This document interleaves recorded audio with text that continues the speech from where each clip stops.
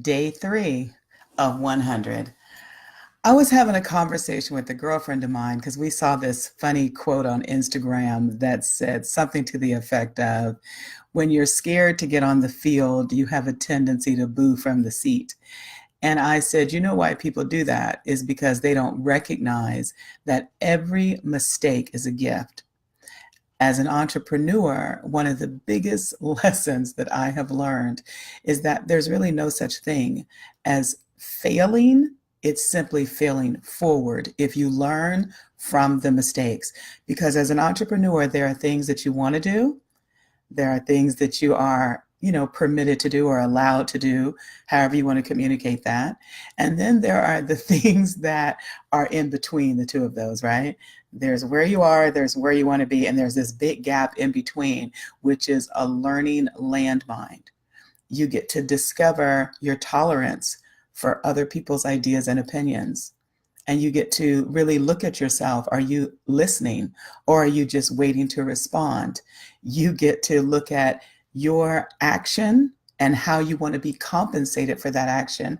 And then you get to decide to tell the truth about that.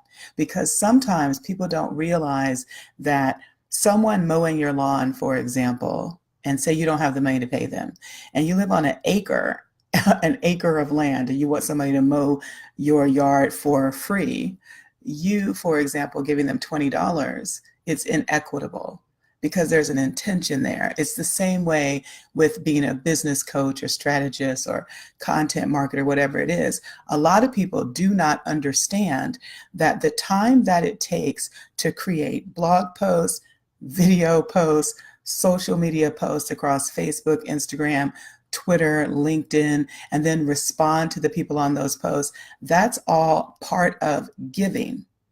And if you're not a good receiver, you don't even recognize that that person is already showing you their value proposition, i.e., why you should work with them. Because if you don't like their content, they're not your person. But if you're consuming huge amounts of someone's content and then you jump on the phone with them and you say something to the effect of, well, prove to me why I should work with you.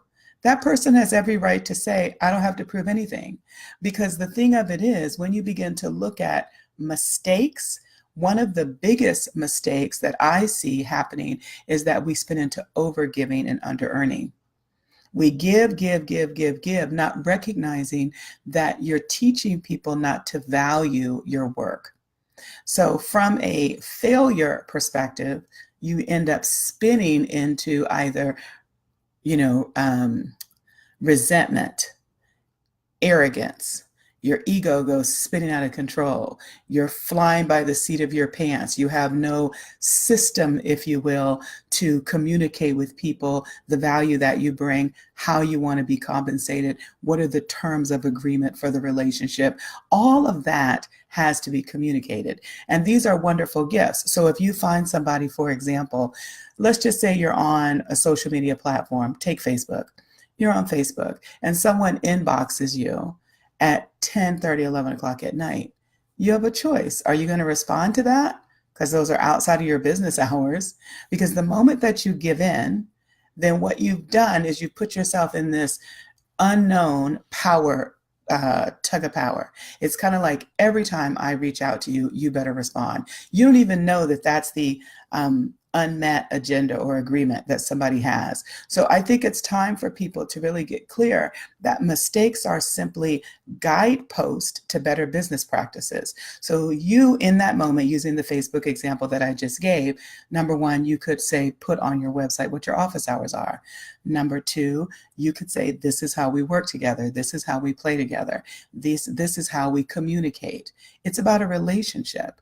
I think too many people, because they're online, and like I was saying to you the other day, wearing all the masks, pretending to be somebody that you're not, you're mad as hell, right? You get off the phone. How dare this person email me at 10:30, 11, 12 o'clock at night? You're pissed, but you don't put the systems in place to actually run your business like a business.